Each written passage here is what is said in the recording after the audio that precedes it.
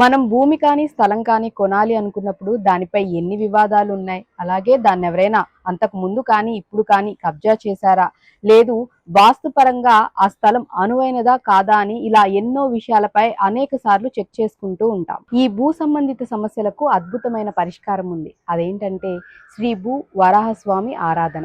ఇల్లు కట్టుకోవాలనే కోరిక ప్రతి ఒక్కరికి ఉంటుంది, కానీ అనేక కారణాల చేత సొంత ఇంటి కల కుదరకపోవచ్చు.